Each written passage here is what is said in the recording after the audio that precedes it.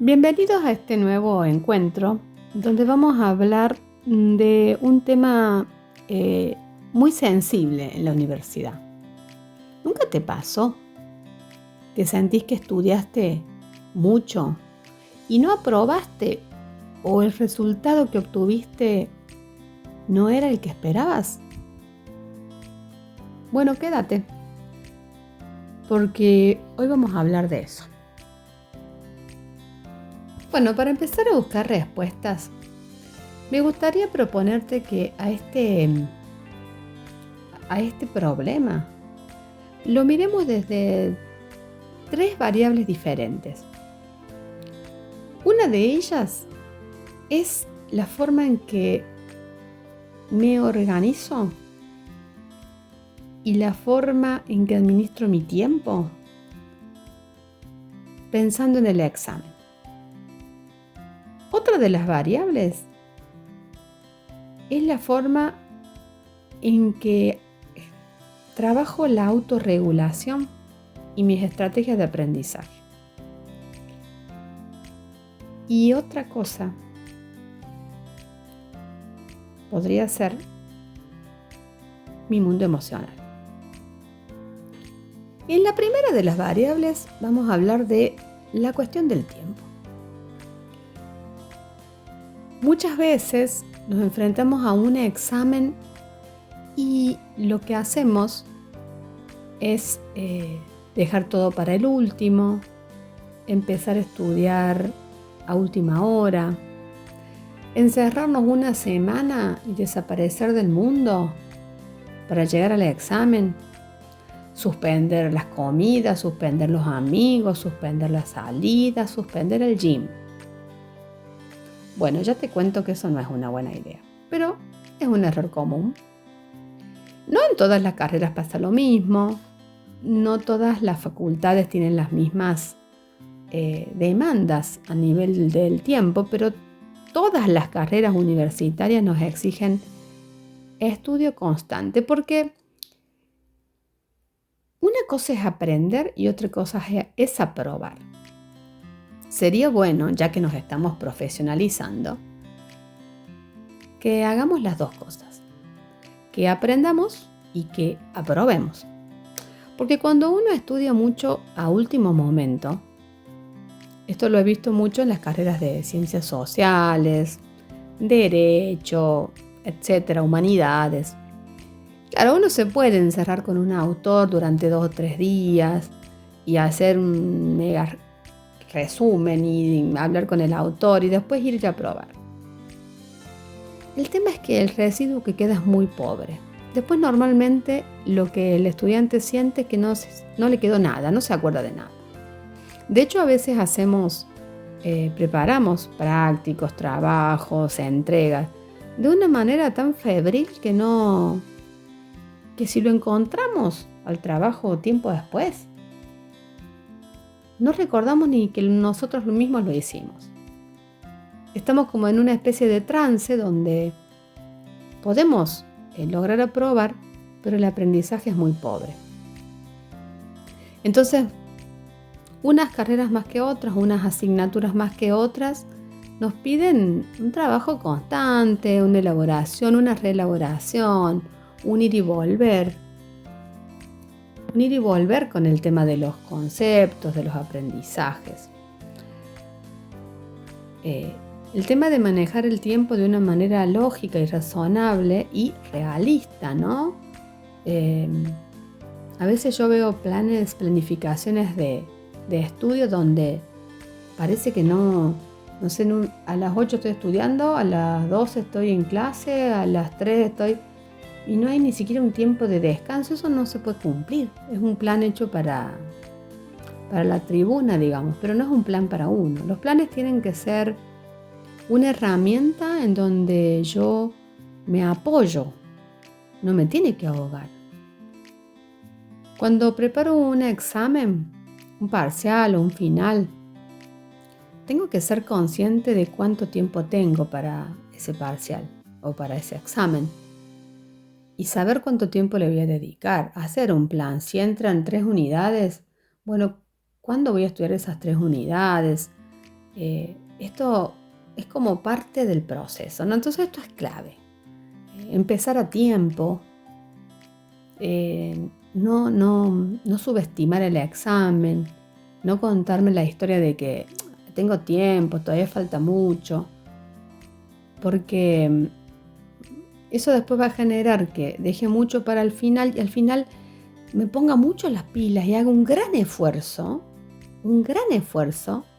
pero que generalmente no se traduce en buenos resultados. Por ejemplo, puede pasar que haya 2 o 3 temas que no logre estudiar, porque no me alcanza más el tiempo, porque el examen es mañana, entonces no tuve tiempo de repasar, entonces tengo una mezcla de cosas en la cabeza.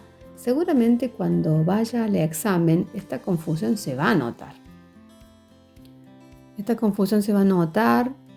Y lo que va a suceder es que no voy a tener la solvencia que tendría si hubiera repasado, si hubiera logrado encontrar otras conexiones, ¿no? Que para eso necesito tiempo. Por otro lado, y vinculado de alguna manera a esto, es que cuando estudiamos, lo venimos diciendo ya, tenemos que estudiar para aprobar también, es decir, necesitamos estrategias de aprobación.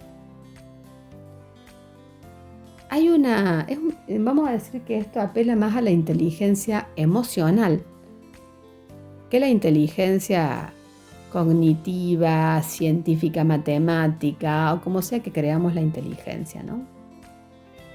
Un paréntesis, acá decir que las inteligencias son múltiples. Ya lo sabemos a esto. Entonces, la inteligencia emocional nos abre muchas más puertas que otras inteligencias. Por eso es tan necesario aprender de nosotros, aprender a regular nuestro mundo emocional, a aprender a leer lo que está pasando afuera. Y digo esto porque en un punto las estrategias de aprobación tienen mucho que ver con hacer una buena lectura de la realidad. Es decir, cuando uno va a clase, lo importante es saber que eso que seleccionó el docente para compartir es lo que va a tomar. O básicamente a eso lo va a tomar. Tengo que saber más, pero a eso seguro. Entonces, que yo tome nota, a veces sin comprender mucho, a veces con dudas, pero sí que habló de esto y a esto lo voy a estudiar bien.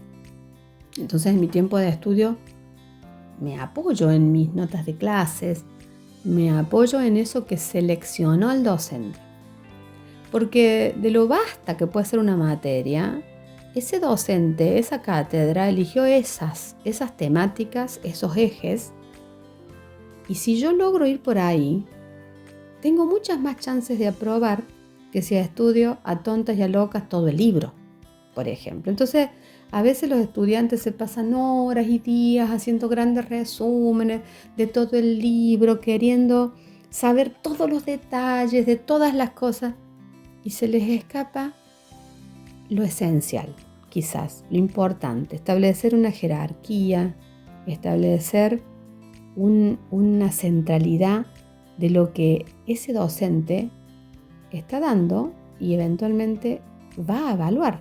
Por supuesto que esto lo podemos trabajar, si no lo tenemos muy claro, hablándolo con los compañeros, yendo a la consulta, hacer una lectura, igual que si preparamos un final, ver en el programa cuál es la estructura que tiene ese programa, cuál es el sentido, cómo está armado ese programa. Hay veces que los docentes dan, por ejemplo, trabajos prácticos o guías de preguntas en las aulas virtuales y no son obligatorias, ¿eh? O qué sorpresa que después resulta que de ahí toman las preguntas de los parciales, son tan parecidas a eso. Quizás no eran obligatorias, pero era más importante hacer esas preguntas que hacer un resumen de toda la bibliografía que dio el docente o que sugirió, que tiene que obligadamente sugerir, es una universidad. Pero en lugar de leer 10 libros, capaz teníamos que aprender 3 conceptos claves. Y la tercera dimensión en la que hemos pensado esta conversación es la de las emociones. Muchas veces pasa esto sistemáticamente en los exámenes, ¿no? Procrastinamos. ¿Por qué procrastinamos?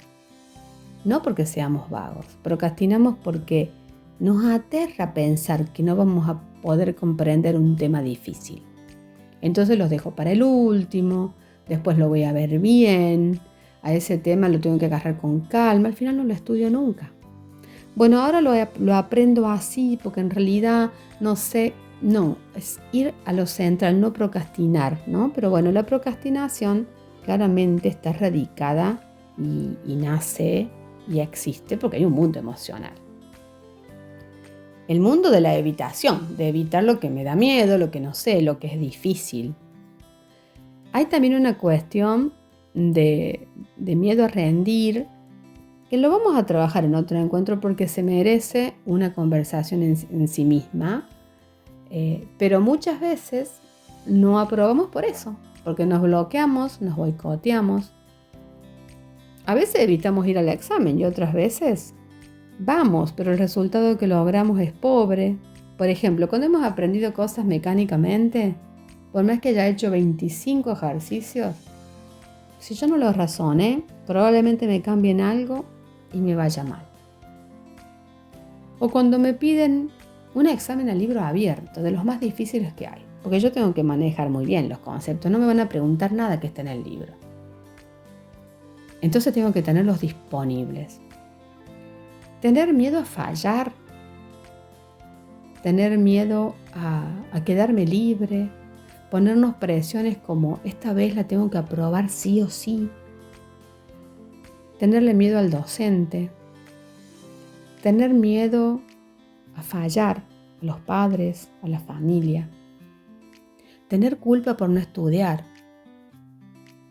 enojarse con la materia, no querer al docente, sentirse frustrado o tal vez sentir que voy a ser un mal profesional, empezar a dudar de mí mismo, empezar a sentir que no tengo las herramientas suficientes, que no estoy a la altura. Buscar herramientas en internet de cómo estudiar mientras no estudio. Está bueno buscar herramientas, pero a la hora de estudiar hay que estudiar. Encerrarme solo para no mostrarle a otros que no sé, incluso a mis compañeros. No ir a la consulta porque tengo miedo de que el docente me pregunte algo que no sé. Llegar al examen sin dormir, sin comer, sin haber ido al gym en un montón de días, habiéndome quedado solo en casa con mis propias dudas y mis propios miedos. Ninguna de esas salidas son salidas. En realidad, son formas de protección que elegimos, pero que terminan volviéndosenos en contra. Muchas veces no logramos los resultados que esperábamos y las razones las tenemos que buscar en nuestros registros más internos y hay veces que solos muy probablemente no nos demos cuenta de estos mecanismos. Bueno, ahí es cuando podemos animarnos a pedir ayuda, a hablarlo con alguien, a buscar un espacio de escucha, a compartir con otros en un taller, en un espacio de seguro, donde yo pueda mostrar mi vulnerabilidad. En el próximo encuentro vamos a seguir hablando de esto. Vamos a hablar concretamente de los miedos, del miedo y de los miedos de rendir. Nos vemos en la próxima, nos escuchamos y los escucho por acá. Si te parece que a alguien le puede servir este podcast, te invito a compartirlo.